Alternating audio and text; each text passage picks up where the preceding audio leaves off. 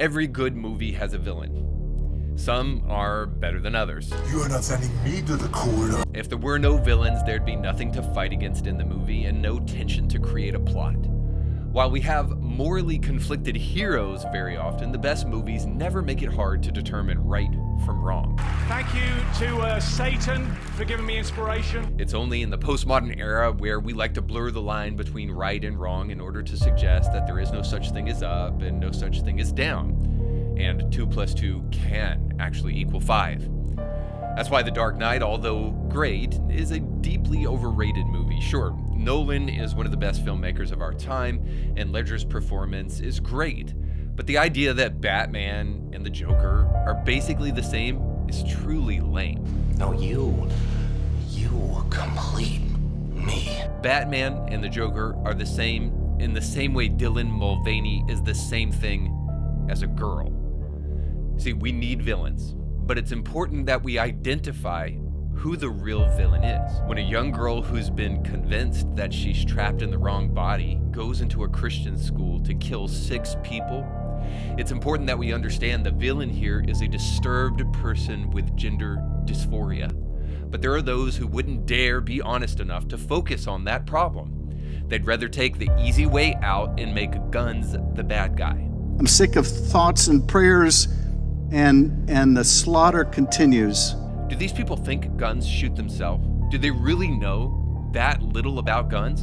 Oh, that burns! Oh my gosh, David, let me see. Oh, God! I think that bullet just went straight between your cheeks. One would think when you hear old ice cream for brains Joe Biden tell us that an AR are only needed to hunt deer that have bulletproof vests on. No one needs to have a weapon that can fire over 30, 40, 50, even up to 100 rounds. Unless you think the deer are wearing Kevlar vests or something. Oh, Joe is never going to believe this. You really get the impression they know nothing about guns when they call AR-15s weapons of mass destruction.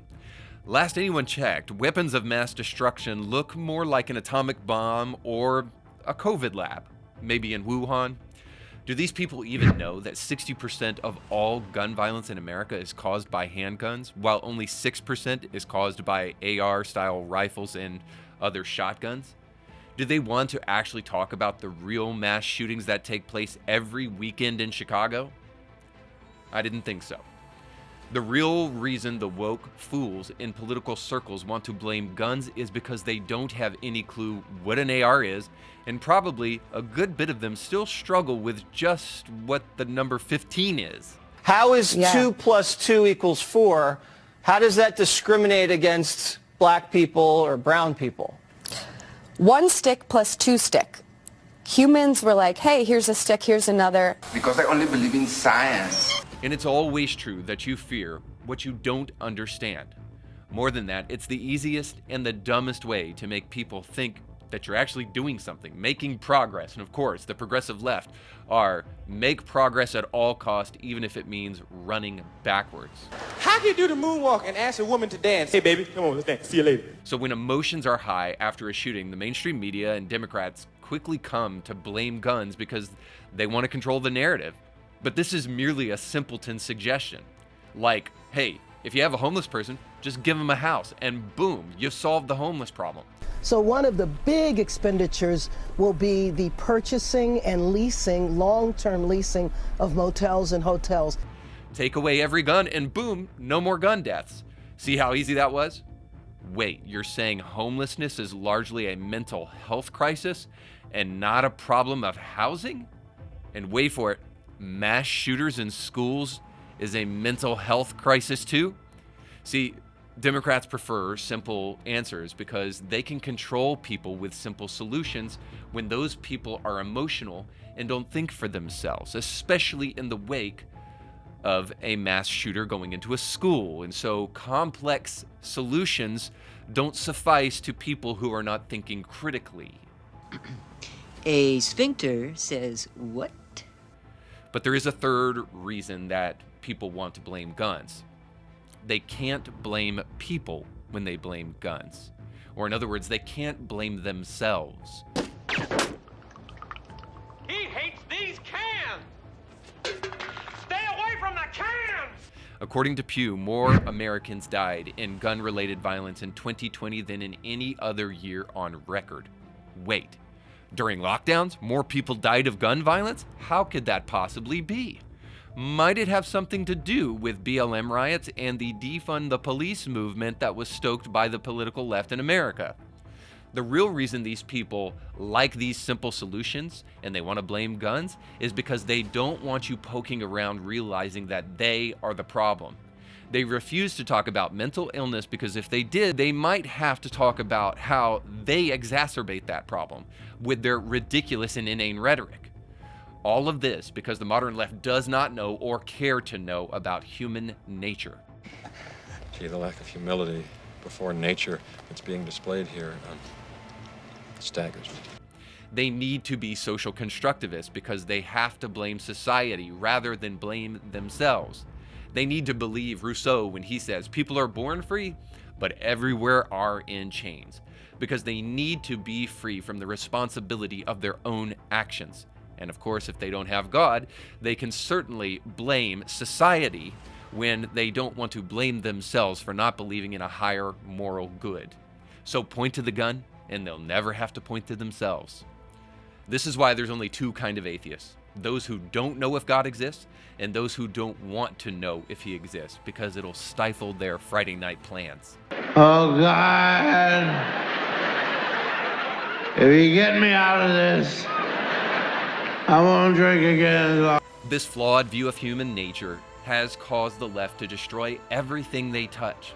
Today on the show, I'll show you how the left's refusal to acknowledge objective morality has caused them to destroy even comedy, how it causes them to destroy the nuclear family. I'll show you that when our country is hemorrhaging money because of the left's policies, they're busy offering Zimbabwe $60 million to teach left-wing gender ideology. So much for rejecting neocolonialism. And I'll show you how religious the left can really be when they run to the defense of a woman who tried to demand reparations at her local Target. If you want to see how crazy our world is getting under the oppressive left and what we can do about it, then follow me down the rabbit hole today on Indie Thinker.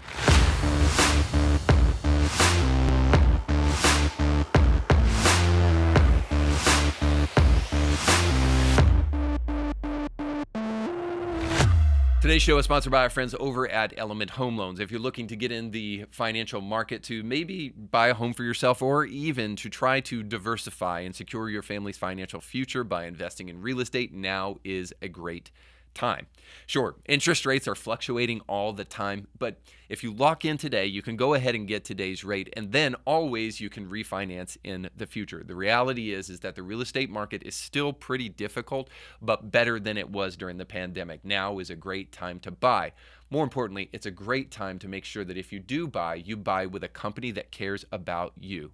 Why would you give your money to a company that hates you and hates the things that you stand for when you can give it to a company who will not only provide you with great customer care, but also will care about the things that you care about, and you can support them. So if you want to do that, you need to go to kbmtg.com today and let them know that Indie Thinker sent you. Welcome to the show. Don't forget to like, share, and subscribe. Now, I am fully unaware of the panoply of judge shows that are out there since Judge Wapner stepped off of the bench. Ever since that day, somewhere in the 90s, there have been numerous judge shows that I have not cared about at all, and that is true of the show I want to bring to you today, because Paternity Court sounds just about like a recipe for disaster, on par with if Jerry Springer had bailiffs or something like that. And perhaps it is on a regular basis. Again, I wouldn't know, because I actually care about doing things that are useful with my time, so I don't watch judge shows in my robe in the middle of the day while eating chocolates and crying into my own can of beer. So I don't watch these shows because I don't care about them at all. However, there was one clip that recently went viral on social media that absolutely deserves your attention from the show Paternity Court. So here's that. It has been determined by this court. Mr. Rasmussen, you are not the father. Miss Miller. Be respectful. I'm sorry. Miss Miller. I'm sorry. That's a lot of nerve considering the alternative is somebody that don't want nothing to do with you or your child. I'm sorry. That's a lot of nerve. You just showed me where your priorities were right there. I'm sorry. Because I held out hope that you weren't just acting a fool because you so mad at him because he cheated on you that you would cheat your child out of a father. But that cheering you did, what you cheering? I'm a single mother with nobody that loves me or my child. What you cheering for? Wow. I absolutely love that woman. Not only for her propensity for the truth, but for exposing something that needs to be exposed. And that is this, that the feminist movement in America has created inroads with people that you wouldn't even suspect that it has. Or might I say, people who have never officially studied feminism, know nothing about feminism, second wave, third wave, or even first wave feminism. And to say the word would only conjure up for them like a Beyonce music video or something like that. These people still have been impacted by the ideology of feminism because of how ubiquitous it is. And here we see feminism at its finest, even though this young woman probably doesn't know that she is a victim of this morally and spiritually bankrupt ideology, because here she is rejoicing over the fact that she has no idea who the father of her child is. Or if she does, it's not the man that she had in her life that was helping her raise that child. So this independent woman can shout and scream and rejoice over the fact that now her child is absolutely fatherless. And we see before our very eyes, thanks to this judge, the ideology of feminism cutting off its nose to spite its face. And it does it in this way, because feminism has told us for the longest time that a woman doesn't necessarily need a man. And in fact, it's gone one step further and said these women can be the men that they've always wanted to be, that we don't have to have society telling us anymore that women are this or men are this. The problem is that most feminists don't realize that it wasn't society telling you some of that stuff. It was actually your biology telling you that, because women and men are different, and there is a difference between women and men. But moreover, this is important to underscore, because ultimately what it has done, rather than to make men equal with women, is it has created resentment and animosity toward men, so that this woman is now rejoicing over the fact that her sexual escapades have left her with a child without a father in the home. So as you can see, not only has it debilitated women, it's debilitated children, and it's wreaked havoc on the nuclear family. So the reality here is, even if this woman can't love this man, she can't find it in her heart to truly love her child as much as she should, because she hates the very thing that she needs as a woman to actually have a family. Now, if even jokingly, ladies, you've ever discussed how little you need a man or how independent and strong you are, and you've even maybe thought about leaving your husband because you're not, quote, getting along, I hope you've stopped long enough to blame yourself for some of the things that you do, and to realize that you, in fact, are not independent and you are not strong. Now, here's why I say that. I'm saying that because this is true of all of us, not just women. I'm saying this to all of us. You are weak. I'm weak. We need each other. And we desperately need the opposite sex. I, as a man, need my wife to do the things that a woman does. And you better believe, if you're a woman, you desperately need a man in your life to do the things a man does. Namely, you need a man to tell jokes, because women, you're not that great at it. And I still get my period. What? Yes! Now, not only do we need to do this for our own sake, because we're nowhere near as strong and independent as we've been told, and the lie of the culture is that you are independent and you don't need anybody else in your life. And sure, you can split time with your kids if you have to, if it makes you feel better about yourself. No, there's more to it than that.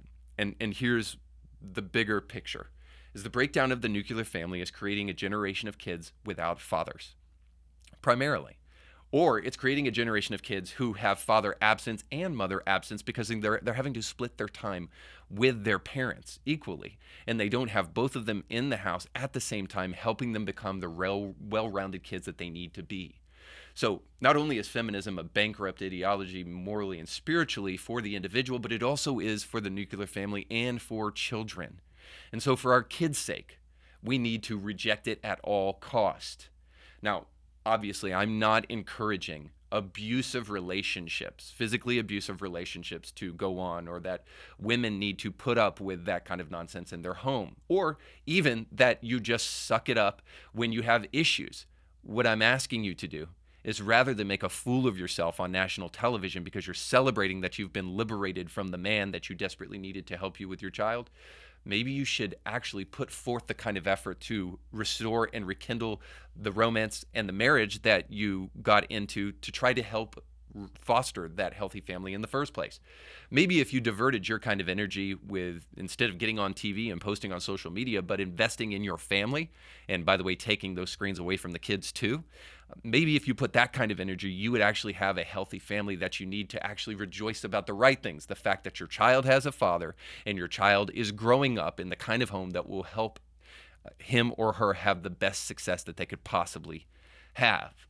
But of course, the peddling of this kind of left-wing morality has left most families, at least half of them, without a mother or a father in the home.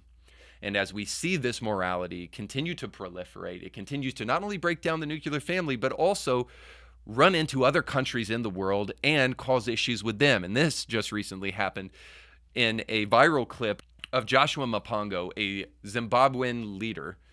Zimbabwean? Is it Zimbabwean? Zimbabwean? I don't know. Anyway, from Zimbabwe, Joshua Maponga is a leader there. And he had some brilliant things to say about not only left-wing gender ideology infiltrating into his country, but the way in which America chooses to use its finances. So here's him saying that. America right now comes to Tanzania, comes to Ghana, comes to Zambia with 16 million. And guess what? 16 million only for Zambia. The 16 million, ask me, what is it for? What is it for? For human rights.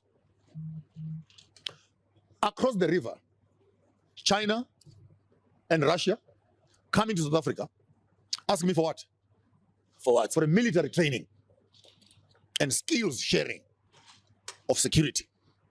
So the Americans are more interested in a transgender, homosexual agenda around the world.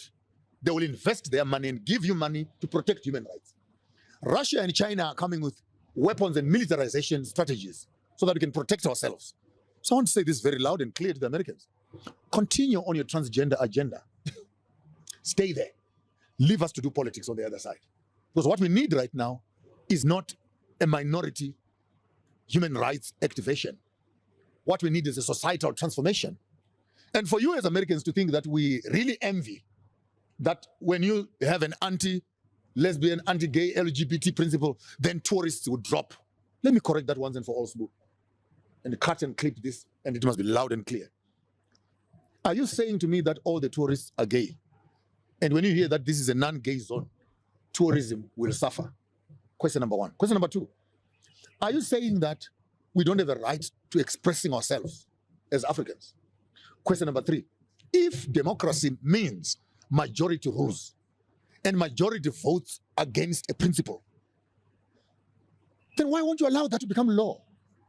Are you saying the minority must manage the majority, or the majority must manage the minority? Then if that whole ideology is wrong, then take democracy in a nice black dustbin bag and throw it outside. Because what you are telling us is by the people, for the people, with the people, and all those slogans you hear, what democracy represents. If we are 10 in the room and 9 people say no, and one person says yes, democracy says you go with the majority. So if we say we want to make Africa democratic, and the demographics of our democracy says no, then why do you philosophically want to manipulate the will of the majority to favor the will of the minority? So as I mentioned, Joshua Maponga is not only a thought leader, as you could tell from that clip, but he is also one of my best friends now because of the way he absolutely owned the Democratic Party, the leftist gender ideology that's being proliferated in the country, and the way he is willing to speak boldly about just the ridiculousness of what the left is doing in other places around the world. So let's take his questions in order and try to provide some answers for them. So he very boldly comes out and says, your threats about how our stance on homosexuality is going to impact tourism in our country are not well founded. Because are you actually saying that just because we have these zones where homosexuality is not legal, or at least where you cannot proliferate these images and messages as you could in San Francisco, where you can put naked men tonguing each other in a Verizon store, just because we have zones where you can't put that kind of prolific sexual explicit material in public eye, are you saying that that's going to impact tourism? Do you really think we envy you because you are so gay friendly? And the answer to that is no, because the vast majority of people who are traveling around the country aren't basing their tourism plans simply based upon the politics of the country that they're going in. They just want to know that they're going to be safe, unlike they would be in most blue cities in America. That's where tourism kind of thrives, where people can actually keep their wallets and their life. So that's probably the bigger concern there. So he's got a point, doesn't he? And then he brings up this beautiful, I think, most important point, his second point. Do Africans not have the right to express themselves freely without America coming in and shoving their left-wing gender ideology down the throat of its people? And here he's got a great point. Because the left in America are the ones who are absolutely against imperialism, and they hate colonialism and believe that America going into different countries to try to export democracy into those countries, that's nothing less than a softer kind of neo-colonialism, where we may not be going in to conquer those countries and then take that territory as our own for America. We may not be doing that, but we're doing some neo-colonialism in that we're trying to export our ideas of freedom into these other places, and we need to leave these other places alone. Well, that is, of course, until it comes to left-wing gender ideology, and then the left is absolutely happy to try to make sure that everybody is gay and or trans around the world. Now, it leaves you scratching your head wondering, why is this demoralizing ideology that's taking so much ground in America being forced on other countries? Could it be that the same effect that it's having in America of controlling people in the way that they think, and providing money for big pharma and the like, also something that perhaps people on the left feel like they can proliferate in other countries and possibly financially gain from? Follow the money never ceases to be an important rule of thumb for life. Regardless of the reason, the point is well-founded. Leave them the hell alone. It's screwing up our country enough. They don't want it in Zimbabwe, nor do they want it in almost any other place in the rest of the world. We used to be a country that wanted to export something at least halfway noble in wanting to try to help other people arrive at a form of democracy, because we feel like it pushes people away from totalitarianism.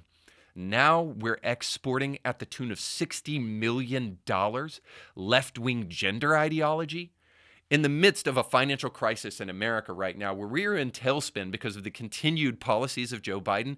One would think that your tax dollars might be better spent than giving $60 million to Zimbabwe so that they can teach people how to become trans. Regardless, the one thing we know is true, that other places like China and Russia are exporting military strategies and teaching people how to protect themselves and trying to help other countries become a little bit more friendly with China in ways that are unfortunately way more appealing than what we're trying to do in the rest of the world. And in the meantime, we as a nation are losing our influence on the rest of the world. And you may say, well, Reed, we don't believe, or I don't believe that we should be the world's police force. Well, here's what I'll have to say to you about that, is you may not think that America is the world's police force or that we shouldn't be the moral leader for the rest of the world, but I will tell you this: if it's not us who's doing it, somebody else will. So I would suggest that perhaps if there is anything admirable in America, that we start exporting those things and not the things that we have been exporting. So needless to say, somebody will fill the gap. In the way that things are going, it's not going to be America. I've covered this on the show before in the past, that BRICS, which is Brazil, Russia, India, and China, these countries are starting to form together to leave the dollar behind and start working with trade amongst each other and using the yuan as currency rather than the dollar, because they don't trust that America's longevity is guaranteed because of the things that we're involved in now, like exporting left-wing gender ideology into other countries at the tune of $60 million. They no longer believe that there is faith and credibility in the American economy because of how crazy we've become. And they don't seem to be wrong. Now, the final thing is this, is Maponga says that democracy is majoritarian rule and people should be able to decide without the influence of America what they want to do in their country. Now, a lot of people online took exception to this, and they're like, pure majoritarian rule is totalitarianism, and it leads to that. You know, majoritarian rule is Nazi Germany. It's the greater group of people, you know, shoving their ideas down on a marginalized group of people, the Jews, right?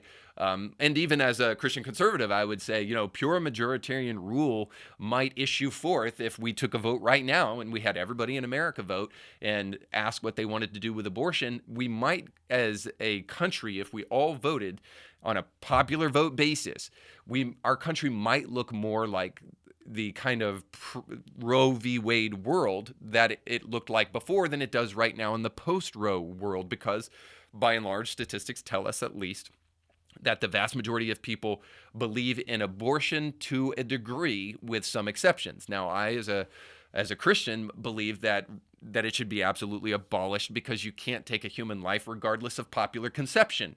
Now, conception is kind of like a Freudian slip, I suppose, but of popular perception. And so the idea just simply is this, is that if the people had their way, they may not always do the best thing, which is why our country is not a true democracy. This is why Socrates had a problem with true democracy, and he believed that it ended up in demagoguery, because the vast majority of people are not informed enough to truly be able to dictate what should happen. So majoritarian rule doesn't work because the peasants are dumb, in other words. But here's the problem with that. You know, I'm not going to advocate for majoritarian rule. I'm just going to advocate for something else.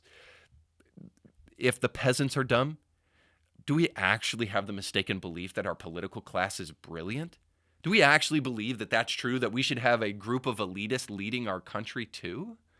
So Maponga has a point here that, listen, when the people have their say, at least you don't have the totalitarians or the elitists trying to shove their left-wing gender ideology down your throat. And so I'll just say this: no to majoritarian rule and no to pure democracy.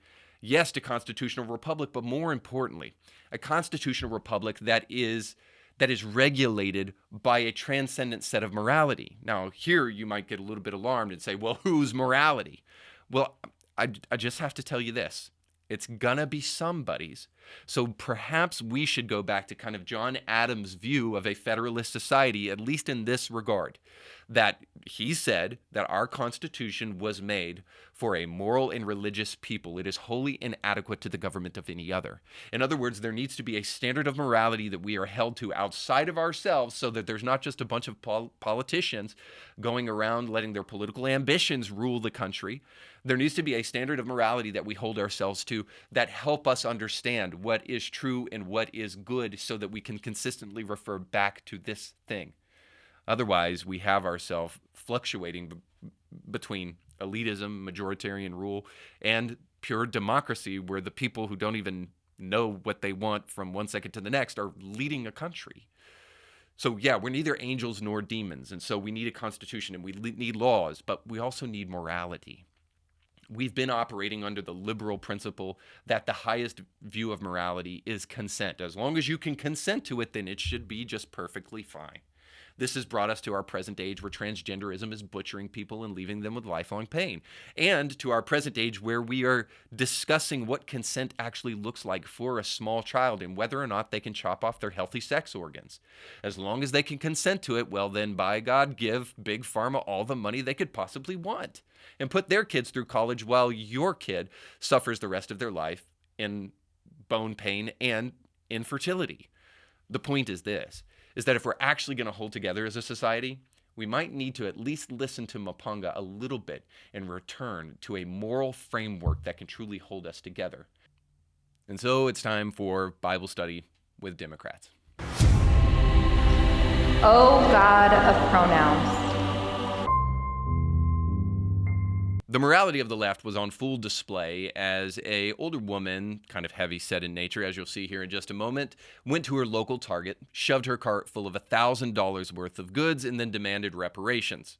Now, as you'll see in the video, She accosted a cashier, then a manager, and then ran and tried to chase a young man who was with security and was then clocked in the face for her trouble.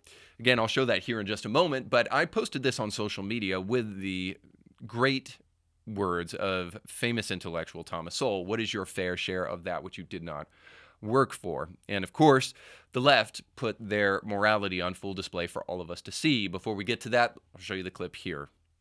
Okay, so I came around and I was like, hey, what can I do for you? Okay. She starts going on this spiel about like about how like I've had a privileged life and she's been disadvantaged, and then said that she was asking Target to make reparations for her. And I said, that's not something we can do tonight. If you need a donation, like, you can call tomorrow. I can put you in touch with the HR person, but like that isn't something I can do for you like right now tonight. Was she screaming at you, or? Yeah. And like backing me up against the soda machine. Okay. And then that's when like our security What were you asking her to do? Reach out to her manager so we can have a larger discussion about how money works and how provision works and how it's been working in our community in a very wrong way. Now, when I posted this clip and added Thomas Sowell's words, you would think that that might be humbling enough for most white liberals, especially young white liberal women, to kind of stop for a moment, think that they probably don't know what is best for black people, and to actually listen a little. However, it doesn't stop some people. And we had one person comment on the video and said this: okay, well, what about all the work put in by the elders? What about Black Wall Street? What about the racism preventing hardworking black families from getting mortgages and homes in nice communities in the last decade? She's speaking of redlining there, I suppose. I can understand why the black community is upset. And then when white people like this guy, speaking of me, think it's so black and white, which is a great, like, complete sentence. Anyway, their grandparents worked harder than your grandparents. How she would know that, who knows? And you reaped benefits from that, even if no generational wealth was passed down. Their communities are not theirs. The Asians run the small businesses in their communities, and this was no accident. Now, if you wonder who the real racists are anymore, I hope you can now see very clearly who they are, because when I reread this, I thought to myself, my God, I didn't even realize how racist this was to sit there and blame Asians for taking over black businesses and the like. So needless to say, I hope we can be reminded, regardless of if you've been lied to about the great switch about the Democratic and the Republican Party and all that kind of stuff, and whether or not you believe that the Republican Party of old is actually the Democratic Party of the present. If you believe that nonsense, I've got some real estate I need to sell you. It's very expensive. But needless to say, regardless of what you think of that, hopefully we see over and over and over again the racism of the left coming out with ridiculous attacks not only upon Asian communities, but also against me, marginalized white evangelical male Christian in society. Now, a couple of things about this. She brings up Black Wall Street and what about the racism preventing people from getting mortgages and all that kind of stuff in the past. And so reparations typically, by the way, is this idea that because of past systemic racism, there have been reverberations that have been felt in the present and have marginalized and disenfranchised specifically black people in the present. And now specifically, this is typically done with racism, right? Like historic racism in slavery specifically has created kind of that reverberation. And slavery is such a big deal, it creates a big reverberation, and it needs to be acknowledged in the present. Now here are white young liberal women coming to the defense of black people because they can't come to the defense for themselves, is kind of situating this more within the civil rights era. So let's just take that for granted, that civil rights era, kind of Black Wall Street, what happened there, and redlining, what happened there in black communities and all that kind of stuff. Let's just kind of look at that for a moment. So if we're going to take reparations seriously, which you wouldn't do if you listened to the girls on The View, but you actually want to have a thoughtful conversation about this kind of stuff, you certainly wouldn't kind of throw racist remarks about Asians in there, and you wouldn't, throw around ad hominem attacks. You wouldn't want to do those things, because you would want to focus on what reparations really is about and how difficult it actually is to kind of evaluate who needs reparations. So do you give it to all black people, even if they migrated from Africa like 5 years ago and didn't necessarily come from a place that was impacted at all by the transatlantic slave trade? I mean, when we talk about an African American anyway, what are we even talking about? Because, Elon Musk is an African American, now that I think about it, but I don't think I've ever heard him called that. And should we give reparations to him? So the idea here is, how do we truly factor who gets the reparations? Now, most people say, well, we need to focus on those who have been disenfranchised and marginalized. Now, in order to do that, here's what you would have to do. You would have to be able to have a metric by which you could judge how these individuals were impacted specifically by historic systemic racism. So you would have to know that some of what they're experiencing in the present is as a direct result of some of the things that took place in the civil rights movement, or as a direct result of historic racism.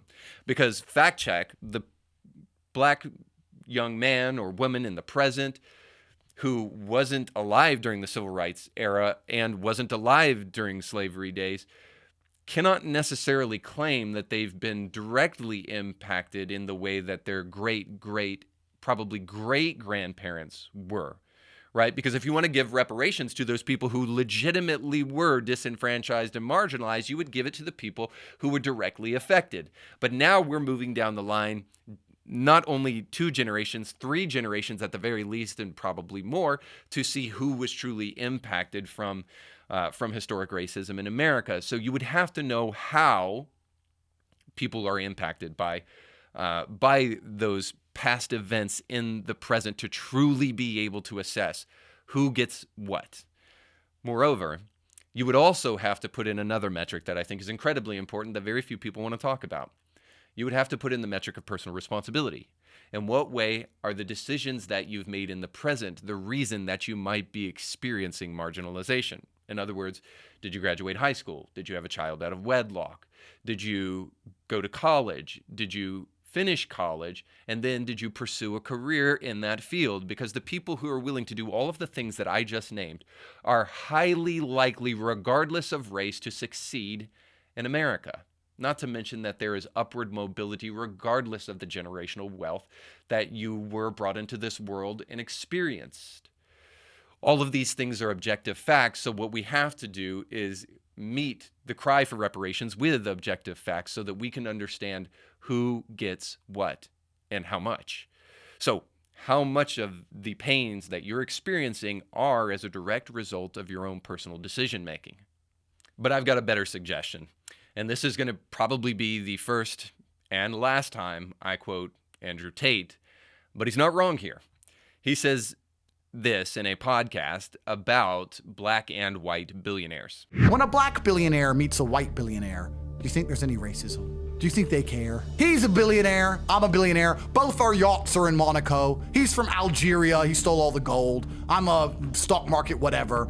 There's no racism. The racism's for the poor people. Because if you keep the poor people divided, they can't wake up long enough to do what I did and read about how money works. Because if they do that, we got big trouble, right? Then the slaves will wake up. You don't want to deprogram the slaves. So you have to convince the slaves that it's not the monetary system's fault that you're broke. It's not the monetary system's fault that you continue to work for a set number of dollars and the price of houses just keep going up and up and up. It's not the monetary system's fault. It's the white man's fault, or the black man's fault, or the Asian people's fault. Someone else's fault. I think all this stuff, feminism, racism, all these things, I think they're all control mechanisms. They have to keep the poor people fighting amongst each other, because if the poor people all unite, then it's much harder to control us. Thank you, Andrew Tate. This is how crazy our world's gotten. This tattooed kickboxer or whatever he was makes more sense than most people in our political elitist class. So perhaps we don't need to be talking about reparations at all, because perhaps racism in that narrative is nothing more than a divisive attempt to get us at each other's throats so that we don't actually look to our overlords who want to constantly busy us with these kind of things and keep us fighting for scraps so that we don't actually take personal responsibility for our own finances and learn how money works. Because if we're divided fighting amongst ourselves, we're too busy to actually focus on the things that can bring us into prosperity in the present, because it truly is inarguable that if we're going to truly better ourselves, America is the best place for you to be able to do that, regardless of your race. But there's one further point here. Andrew Tate is encouraging us to escape the matrix that has been created for us by our political overlords and by those who are in elite classes, by saying the black billionaire and the white billionaire aren't having conversations about historic racism. They're enjoying their wealth and living in the lap of luxury and taking advantage of the fact that they're not worried about those nonsense things that keep them from personal responsibility. So they've escaped the matrix, but have they? Because there's another matrix waiting for you on the other side of the peasant matrix, which is the materialism matrix. Is material wealth and goods ultimately going to truly fulfill the heart of a man or a woman? And I think we have to realize that there are matrices everywhere, to follow the analogy to its fullest extent. Thankfully, not Keanu Reeves movies everywhere, although I like John Wick. But there are matrices everywhere, and so I really think it's fair to suggest that as much as we talk about escaping the matrix and thinking for ourselves, we do want to do those things, and we want to be red-pilled, as it were, and be God-based. But the truth is that no matter where you are in life, you're going to be in a matrix, or if you want to put it this way, you're going to be operating under a worldview. See, the person who thinks they've thrown off the shackles of Christian fundamentalism and Christian evangelicalism in America, and they think for themselves now, actually are just merely operating under the principles of secular humanism. So congratulations, you've graduated one matrix so that you can move on to the next. And so the real question is this: if we're not really escaping the matrix, but jumping from matrix to matrix, which matrix do you want to live in, and do you want to go to? And which matrix has proven itself throughout history, regardless of what some of the people within that matrix have done, has proven itself throughout history to actually be beneficial to you and to society as a whole? And I would argue that matrix is the matrix of Scripture and Christian ethics and values.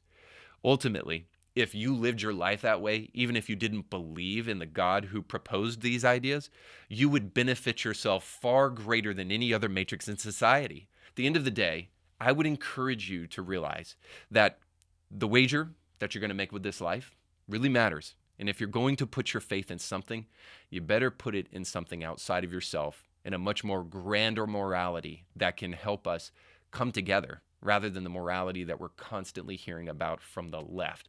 That is not only mentally, but spiritually bankrupt. If you want to elevate that matrix, I heartily encourage you toward a Christian matrix. Thanks so much for watching. Don't forget to like, share, and subscribe. And most importantly, go with God.